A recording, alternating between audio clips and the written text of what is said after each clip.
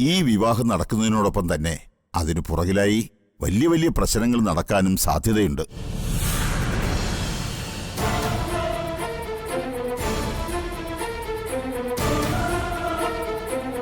ആ പ്രശ്നത്തിൽ ചിലപ്പോ ആരുടെയെങ്കിലുമൊക്കെ ജീവൻ വരെ നഷ്ടപ്പെട്ടു എന്ന് വരും.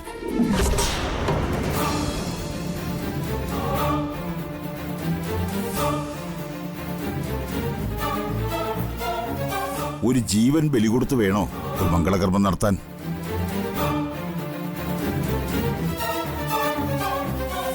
തീരുമാനങ്ങളെല്ലാം നിങ്ങളുടേതാണ്. നിങ്ങൾ പറഞ്ഞ തീയതിയിൽ വേണമെങ്കിൽ ഞാൻ മുഹൂർത്തം കുറിച്ചു തരാം. പക്ഷേ ഞാൻ പറഞ്ഞ ഇത്രയും പ്രശ്നങ്ങൾ അതിൽ ഒളിഞ്ഞിരിപ്പുണ്ട്.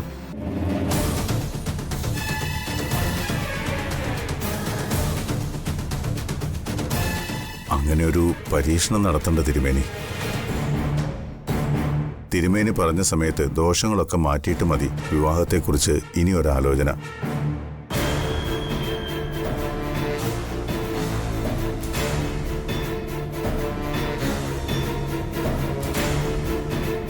തിരുമേനി തന്നെ പറയും മറ്റെന്ത് വേണമെന്ന്. എൻ്റെ ഒരു അഭിപ്രായത്തിൽ പറഞ്ഞ പ്രകാരമുള്ള ദോഷങ്ങളെല്ലാം മാറ്റിയിട്ട് വിവാഹം നടത്താമെന്ന് തീരുമാനിച്ച് തൽക്കാലം ഒരു ചടങ്ങിന് വേണ്ടി മാത്രമായി വിവാഹ നിശ്ചയം നടത്തുന്നതുകൊണ്ട് തെറ്റില്ല.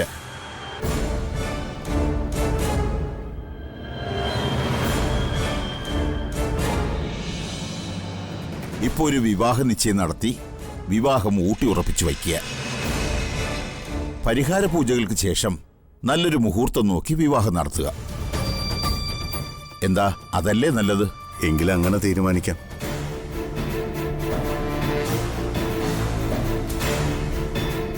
താൽക്കാലികമായ ഒരു നിശ്ചയം, വിവാഹം പിന്നീട്. നന്ദ, ഈ വിവരം ധനുഷിന്റെ വീട്ടുകാരെ കൂടെ വിളിച്ചറിയിക്കണം. ശരി ചാ.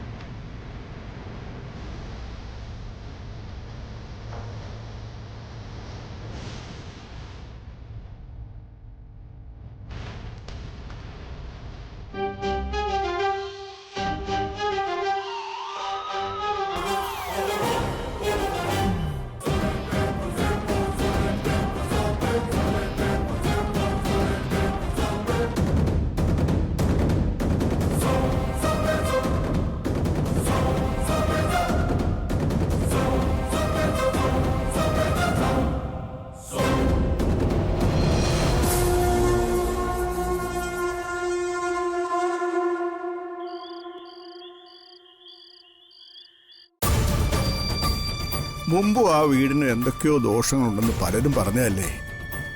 അതും കൂടെ സ്നേഹമോടെ വിവാഹത്തെ ബാധിച്ചിട്ടുണ്ടാവും. എങ്കിലും ഈ വിവാഹം നടന്ന ഒരു മരണം നടക്കുമെന്നൊക്കെ പറഞ്ഞ, എന്നിട്ടും ഈ വിവാഹാലോചന വേണ്ടെന്ന് വെക്കാത്തത് എന്താണെന്ന് എനിക്കത്ര ആലോചിച്ചിട്ട് മനസ്സിലാവാത്ത. സ്നേഹയ്ക്കും ആ ധനുഷിനും ഒക്കെ വിഷമമുണ്ടാവുന്ന കരുതിയിട്ടാവും. അവര് പരസ്പരം സ്നേഹിച്ചു പോയില്ലേ?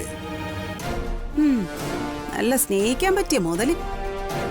ഈ വിവാഹം നടന്ന മരണം സംഭവിക്കുമെന്ന് പറയുന്നതില് എനിക്കൊരു വിശ്വാസവും ഇല്ല. വന്ന ജോത്സ്യൻ ഇനി വല്ല കള്ള സന്യാസിയാണോന്നാ എന്റെ സംശയം. മീരേ, നീ ഈ ത്രിസന്ധ്യാ സമയത്തെ ആവശ്യമില്ലാത്ത കാര്യങ്ങൾ പറഞ്ഞ് വെറുതെ ഈശ്വരകോപം വരുത്തി വെക്കണ്ട. നിനക്ക് വിശ്വാസമില്ലെങ്കിൽ നീ വിശ്വസിക്കണ്ട. എല്ലാരും അതുപോലെ ആവണമെന്നുണ്ടോ? എല്ലാരും അതുപോലെ തന്നെയാ. അതല്ലേ കവടി നിരത്തി പറഞ്ഞിട്ടും വിവാഹ നിശ്ചയം നടത്താന്ന് തീരുമാനിച്ചത്. ഈ വിവാഹത്തിന്റെ ഏറ്റവും വലിയ ദോഷം ആ കെട്ടാൻ പോകുന്നവനില്ലേ, അവനാ. അവനെ അവിടുന്ന് അടിച്ച് പുറത്താക്കിയ എല്ലാ ദോഷവും മാറും. ഏട്ടത്തി, അവിടുത്തെ അച്ഛനും നന്ദേട്ടനും ഒക്കെ തീരുമാനിച്ച വിവാഹമായത്. അത്ര പെട്ടെന്നൊന്നും അവരിത് വേണ്ടാന്ന് വെക്കുമെന്ന് തോന്നുന്നില്ല. സന്ദീപ് പോയി സ്നേഹയോട് സംസാരിച്ചല്ലേ? അവനെ പിരിഞ്ഞൊരു ജീവിതം ഇല്ലെന്നല്ലേ സ്നേഹ പറഞ്ഞത്. ഇനി എന്ത് ദോഷമെന്ന് പറഞ്ഞാലും സ്നേഹ ഇതിൽ നിന്ന് പിന്മാറാൻ സാധ്യതയില്ല. ഞാൻ പറയുന്നത് എന്താന്ന് വെച്ചാ, ഈ വിവാഹം നടക്കുകയാണെങ്കിൽ അച്ഛനോടും സച്ചിയോടും ഇവിടെ വന്ന് നിൽക്കാൻ പറയണം. എന്തിനാ ആപത്ത് വിളിച്ചു വരുത്തുന്നത്?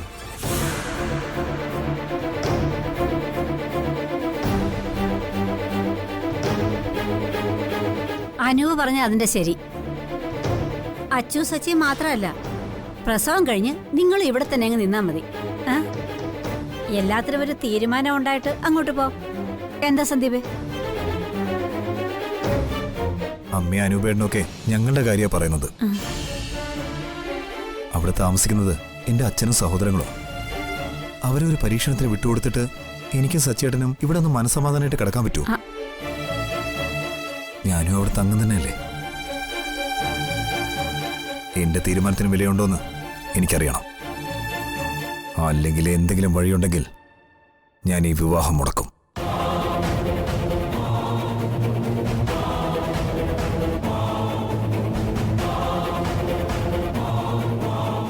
അമ്മേ, അമ്മയോട് ഞാൻ പലതവണ പറഞ്ഞതല്ലേ സന്ദീപ് നിൽക്കുമ്പോ ഇങ്ങനത്തെ വർത്താനൊന്നും പറയില്ലെന്ന്. അയ്യോടി, അതിന് ഞാൻ വേറൊന്നും ഉദ്ദേശിച്ച് പറഞ്ഞതല്ല. പിന്നെ അമ്മ എന്ത് ഉദ്ദേശിച്ചായാലും അത് അവന് വിഷമായിട്ടുണ്ട്. ആണോ? ഇവിടുത്തെ 2 പിള്ളാരെയും അവരുടെ ഭർത്താക്കന്മാരെ ഇവിടെ കൊണ്ടുവന്ന് നിർത്താന്ന് പറഞ്ഞ ബാക്കിയുള്ളവർക്ക് എന്ത് പറ്റിയാലും നമുക്കൊരു കുഴപ്പമില്ലെന്നല്ലേ അർത്ഥം? അയ്യോ, അത് ഞാൻ അങ്ങനെയൊന്നും മനസ്സിൽ പോലും ചിന്തിച്ചിട്ടില്ല. സത്യം. എന്നാ കേട്ടവര് അങ്ങനെയാ കരുതുന്നത്. ആ അയ്യോ, അച്ഛാ, അച്ഛനൊന്ന് സേതുവച്ചനെ വിളിക്കണം. ഇത്രയൊക്കെ ആയ സ്ഥിതിക്ക് ഇനി ഈ വിവാഹം നടത്തണമെന്നൊന്ന് ചോദിക്കണം. ആ, സേതുവച്ചൻ പറഞ്ഞ സ്നേഹം എന്തായാലും കേൾക്കും. അവള് പറഞ്ഞൊന്ന് മനസ്സിലാക്കാൻ പറയണം. മോളെ, ഞാൻ എങ്ങനെയാ സേതിനോട് അതൊക്കെ സംസാരിക്കുന്നേ? അതവരുടെ തീരുമാനത്തെ ചോദ്യം ചെയ്യുന്ന പോലെ ആവില്ലേ? സേതുവും നന്ദനും ഒക്കെ ചേർന്നെടുത്ത ഒരു കുടുംബകാര്യത്തെക്കുറിച്ച് നമ്മളെ അഭിപ്രായം പറയുന്നത് എങ്ങനെ? ഇവിടെ ആരും വിളിക്കാനൊന്നും പോണ്ട. ആ, ആര് പറഞ്ഞാലും ആ പെണ്ണ് കേൾക്കാനൊന്നും പോകുന്നില്ല. ആണോ? അസ്ഥി പിടിച്ച പ്രേമോ? അയ്യോടാ. അവക്ക് വല്ലതും മനസ്സിലാവണമെങ്കിലേ ആ ധനുഷ് പറയണം. ദേ, നമുക്കൊക്കെ ഇപ്പൊ രാത്രിയാ. ഇപ്പൊ ധനുഷ് ചെന്ന് അവളോട് ഉച്ചയാണെന്ന് പറഞ്ഞാ അവൾ അതും വിശ്വസിച്ചു പുറത്തിറങ്ങി നടക്കും. ആ പരുവത്തിലാ അവൻ അവളെ മാറ്റിയെടുത്തിരിക്കുന്നത്. സ്നേഹ പേര് പോലെ തന്നെ ഈ പെണ്ണ് പ്രേമിക്കാൻ ഇത്രയും മുട്ടി നടക്കുകയാണെന്ന് എനിക്ക് ഇപ്പോഴല്ലേ മനസ്സിലായത്. ഏട്ടത്തി, മീരേ, ഓ, ഞാൻ ദാ വരുന്നു.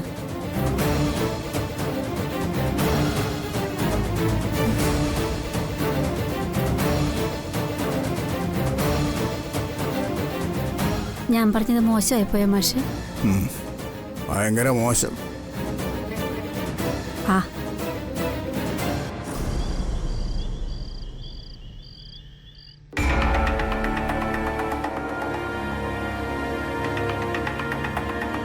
ഇപ്പൊ സച്ചേണ് മനസ്സിലായില്ലേ എന്റെ ഊഹങ്ങളെല്ലാം ഈശ്വര തീരുമാനം കൂടിയായിരുന്നു എന്ന്. എന്നോട് മത്സരിച്ച പോലെ ഈശ്വരനോട് ആരും മത്സരിക്കില്ലല്ലോ. ഈ വിവാഹം നടക്കാൻ പാടില്ല സച്ചേട്ട. അതിനാ ഈശ്വരനായി തന്നെ ഇതിനെ തട്ടി മാറ്റിയത്. വിവാഹം ഇപ്പോഴും വേണ്ടെന്ന് വെച്ചിട്ടില്ല. തൽക്കാലത്തേക്ക് ഇല്ലെന്നേ ഉള്ളൂ. അത് മതി, സമയം നീട്ടിക്കിട്ടിയല്ലോ.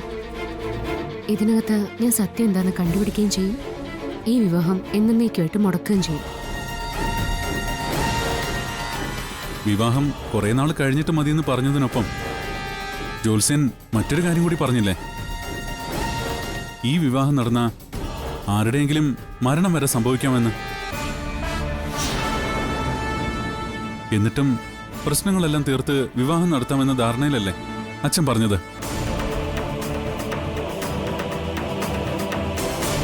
താൻ പറയുന്ന പോലെ ഇതിന് മാത്രം എന്ത് പ്രത്യേകതയാണോ ധനുഷിനുള്ളത്?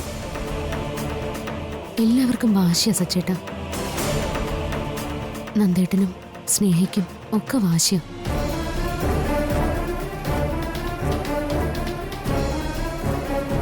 ഇന്നലെ വരെ എന്നെയും ഈ വിവാഹത്തിന് താല്പര്യമില്ലാതിരുന്നവരോടും ഇനി മുതൽ വാശി കാണിക്കാനും തോൽപ്പിക്കാനും ശ്രമിക്കുന്നതും എന്നെയോ മറ്റാരെയോ അല്ല, സാക്ഷാൽ ഭഗവാനെ.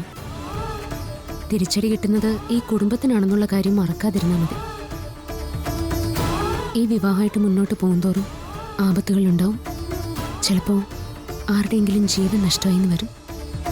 അതുകൊണ്ട് ഇനി അങ്ങോട്ട് സൂക്ഷിക്കണം. അതെ, ഞാനത് തന്നോട് പറയാനിരിക്കായിരുന്നു. വിവാഹം മുടക്കുക എന്ന ലക്ഷ്യത്തിലേക്ക് താൻ ഇറങ്ങുമ്പോൾ ആരുടെയും ജീവന് ആപത്തുണ്ടാവുന്ന ഒന്നും താൻ ചെയ്യരുത്. ആ, പ്രത്യേകിച്ചും താൻ സൂക്ഷിക്കണം. അറിയാം സച്ചേട്ടാ, ഞാൻ ആരോടാണ് പോരിനിറങ്ങുന്നതെന്നും ആരോടാണ് മത്സരിക്കുന്നതെന്നും നല്ല തീർച്ചയുണ്ട് എനിക്ക്.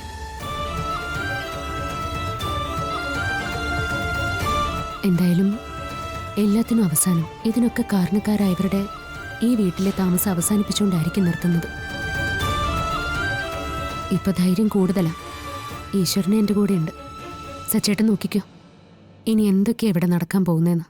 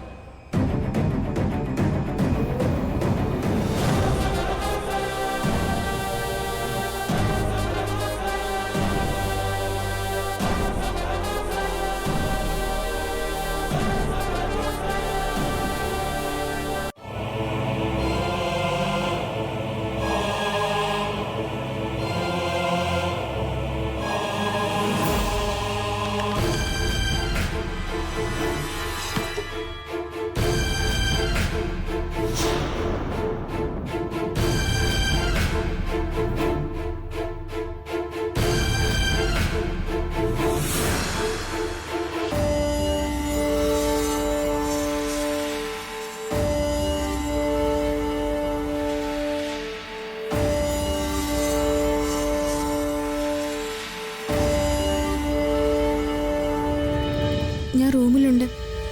എനിക്ക് ധനുഷിനൊന്ന് കണ്ടാൽ കൊള്ളാമെന്നുണ്ട്. ഒന്നിവിടെ വരെ വരാവോ? ശരി.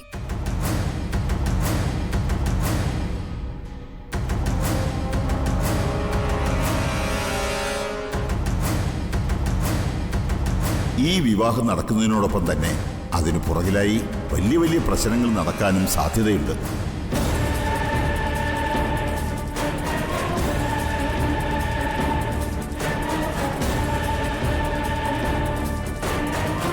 ആ പ്രശ്നത്തിൽ ചിലപ്പോൾ ആരുടെയെങ്കിലുമൊക്കെ ജീവൻ വരെ നഷ്ടപ്പെട്ടു എന്ന് വരും.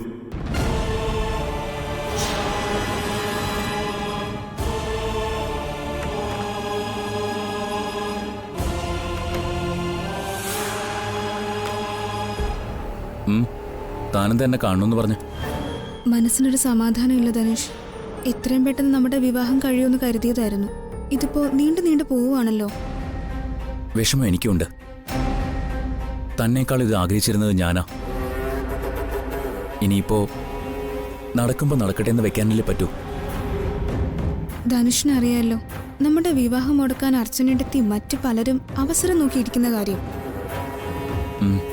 വിവാഹം വീണ്ടും വീണ്ടും നീണ്ടുപോയാ അവർക്ക് നമ്മൾ സാവകാശം കൊടുത്തോണ്ടിരിക്കുവല്ലേ. നമ്മളായിട്ടൊന്നും ചെയ്തതല്ലോ സ്നേഹ. ഇനി നമ്മളായിട്ട് എന്തേലും ചെയ്താലേ നമ്മുടെ ആഗ്രഹം പോലെ എന്തേലും നടക്കൂ. നമുക്ക് ഒരുമിച്ച് ജീവിക്കാൻ ആരുടെ അനുവാദമോ സഹായമോ ആവശ്യമില്ലെന്നാ ഞാൻ മനസ്സിലാക്കിയിരിക്കുന്നേ. നമുക്ക് എങ്ങോട്ടേലും പോവാം, എവിടെയെങ്കിലും പോയി താമസിക്കാം. ധനുഷിന് ഓക്കെയാണോ? താൻ പറഞ്ഞാൽ എനിക്ക് നോ പറയാൻ പറ്റുമോ? നമുക്കൊരുമിച്ച് ജീവിക്കണേൽ ദാ ഇപ്പോ തന്നെയും കൊണ്ട് ഇവിടുന്ന് പോകാൻ എനിക്കറിയാം. എന്റെ വീട്ടിലെ ആരും അതിനെ എതിർക്കേയില്ല. പക്ഷേ എന്നെ അതിൽ നിന്ന് പുറകിലോട്ട് വലിക്കുന്നത് മറ്റൊരു കാര്യമാണ്. നമ്മൾ വേഗം ഒരുമിച്ചാൽ ഈ വീട്ടിലുള്ള ആർക്കെങ്കിലും ആപത്തുണ്ടാവുമെന്ന് ജോത്സ്യം പറഞ്ഞില്ലേ?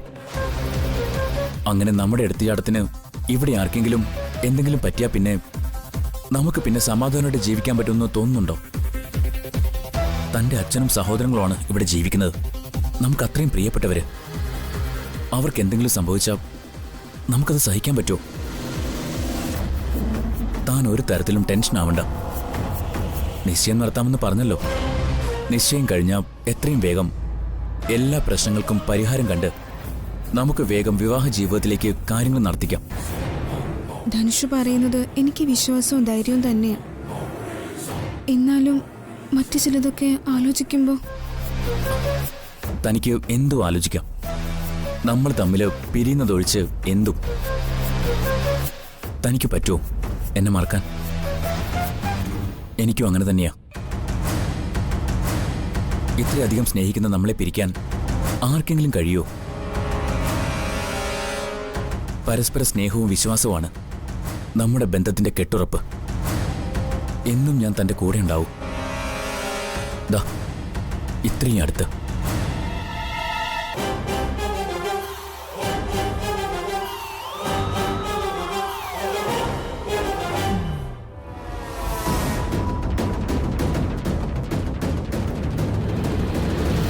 ഈ കൈ എന്റെ കയ്യിലേക്ക് തന്റെ അച്ഛൻ വെച്ച് തരുമ്പോ ആരുടെയും ശാപം അതിലുണ്ടാവരുത്. നമ്മുടെ മനസ്സ് നിറഞ്ഞുള്ള സന്തോഷം മറ്റുള്ളവരുടെ കണ്ണീരിലാവരുത്. നമ്മൾ രണ്ടുപേരിൽ ഒരാൾ മരണത്തോടെ വേർപെടുന്നവരെ ഒരുമിച്ച് ജീവിക്കേണ്ടതല്ലേ നമുക്ക്?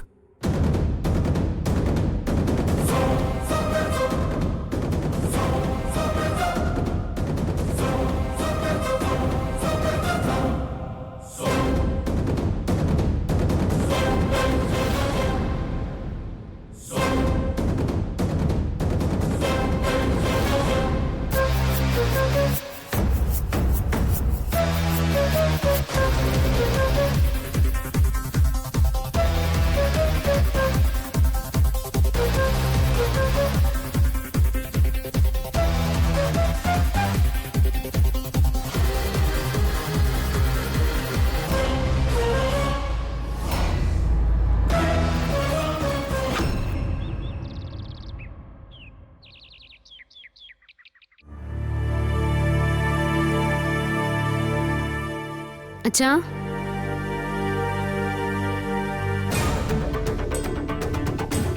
അച്ഛാ,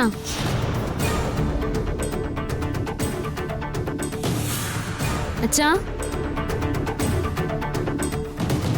അച്ഛാ.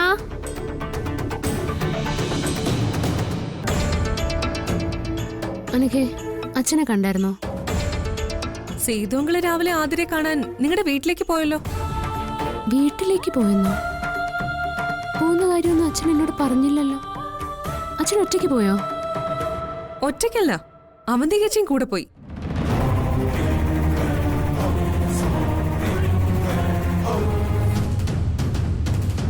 അങ്കിള് ഒറ്റയ്ക്ക് പോവാന്ന് പറഞ്ഞതാ. ഒറ്റയ്ക്ക് പോയാൽ ശരിയാവില്ല എന്ന് പറഞ്ഞ് ചേച്ചിയും കൂടെ പോയതാ. ആതിര പ്രസവിക്കില്ല എന്ന് അവന്തിക പറഞ്ഞിട്ടുണ്ടെങ്കിൽ ആതിര പ്രസവിക്കില്ല. അതവൾ ഇവിടെയാണെങ്കിലും ശരി, അവിടെയാണെങ്കിലും ശരി, ഈ ലോകത്ത് എവിടെയാണെങ്കിലും ശരി.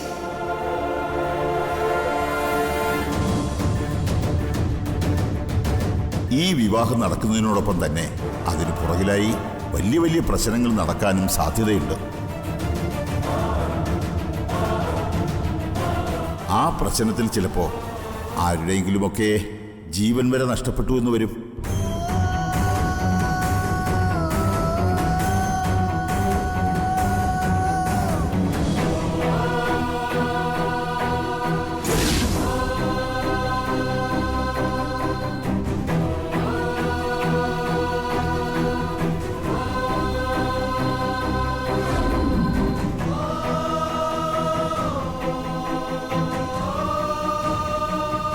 ആതിര പ്രസവിക്കില്ല എന്ന് അവന്തിക പറഞ്ഞിട്ടുണ്ടെങ്കിൽ ആതിര പ്രസവിക്കില്ല.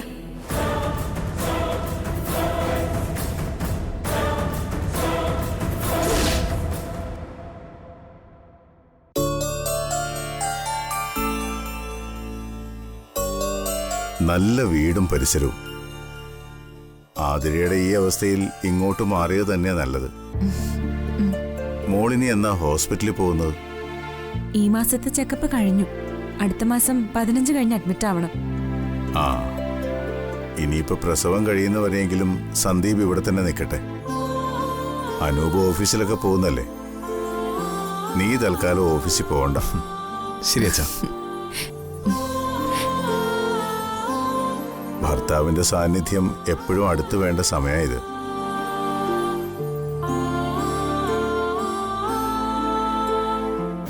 ആതിരയ്ക്കറിയാലോ എന്റെ കാര്യം. ഒരു നേരത്തെ അശ്രദ്ധ മതി എല്ലാം കെട്ടടങ്ങാൻ. അതുകൊണ്ട് നടക്കുമ്പോഴൊക്കെ വളരെ സൂക്ഷിക്കണം.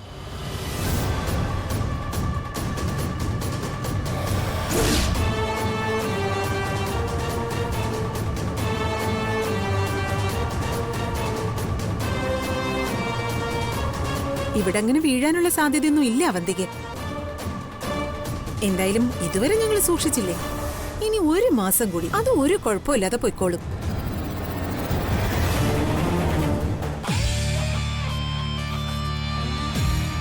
ആതിരയ്ക്ക് ഒരു കുഴപ്പവും വരാതെ നോക്കാൻ മീര തന്നെ ധാരാളം.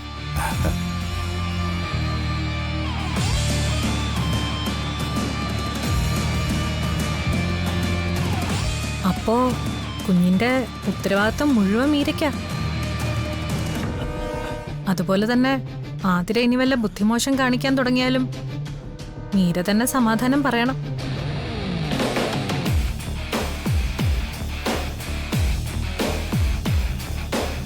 ഞാൻ അവന്തികയോട് പറഞ്ഞിട്ടില്ലേ ആതിരയുടെ കുഞ്ഞിനെ അവന്തികയുടെ കയ്യിൽ ഞാൻ വെച്ച് തരുമെന്ന്. അതങ്ങനെ തന്നെ നടക്കും.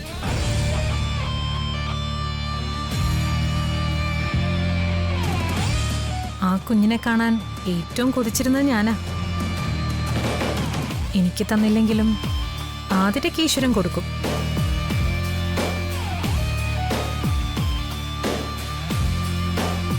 എന്റെ ഈശ്വര, എന്റെ കുഞ്ഞിനെ നീ തന്നെ കാത്തോണേ.